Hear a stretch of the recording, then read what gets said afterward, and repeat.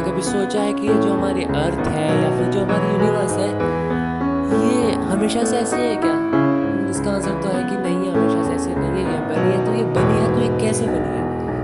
तो आज की वीडियो में हम आपको ये बताने वाले हैं कि जो हमारी पूरी यूनिवर्स जो हर सेकंड फैलता रहता है, ये आखिर बना तो ये कैसे बना? तो चलिए ये जानने के लिए हम टाइम में थोड़ा पीछे चलते हैं। तो ज़्यादा ही पीछे जाएंगे, 13.8 अरब ईयर्स पीछे जाएंगे।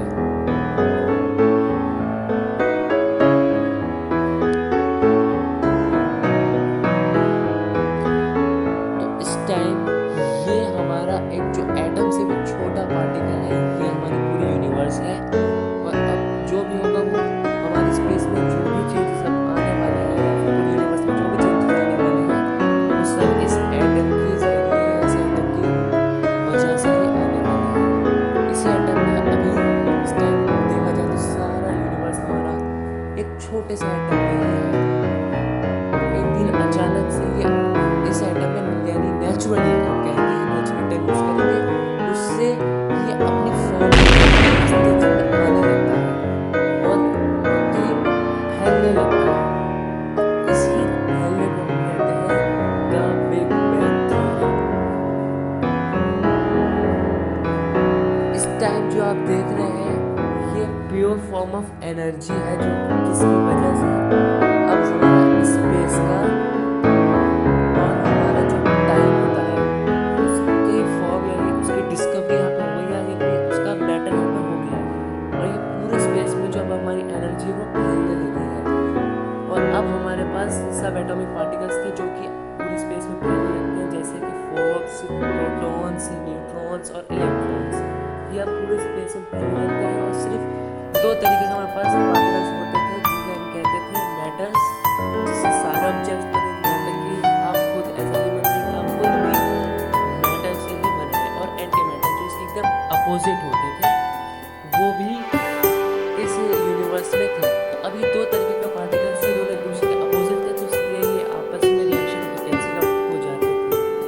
लेकिन लकीली हमारे पास मैटर्स जो थे वो ज़्यादा थे और इसके अपोजिट कुछ नहीं था जो इसे ख़त्म कर सके, इसलिए ये ब्लास्ट हो जाता है। और लकीली अब हमारे पास एक ऐसा यूनिवर्स आने वाला था जो स्टार से भरा हुआ हो, जिसमें गैलेक्सीज हो। वो यूनिवर्स अब हमारे पास आने वाला था।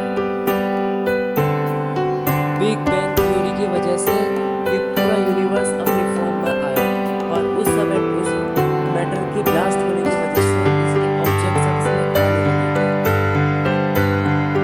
उस गोले के फटने के बाद सब कुछ ठंडा होना शुरू हो गया और आखिर में जाके सब कुछ बनना शुरू हो गया।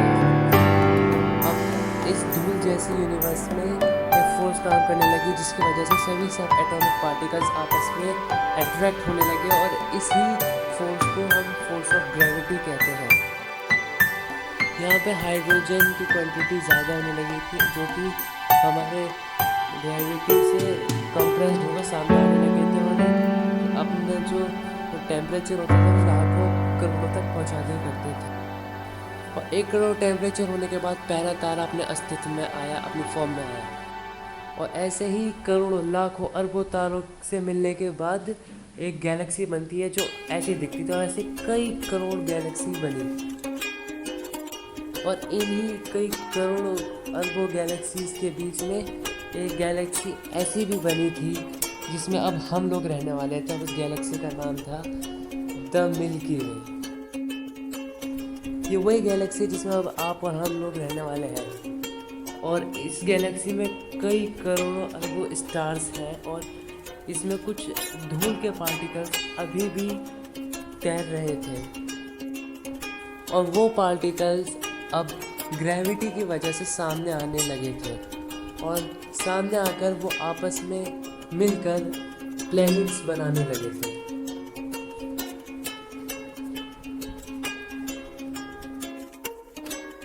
सारे एस्ट्रॉयड जैसे दिखने वाले टुकड़े ग्रेविटी की ही वजह से आपस में मिलने लगे।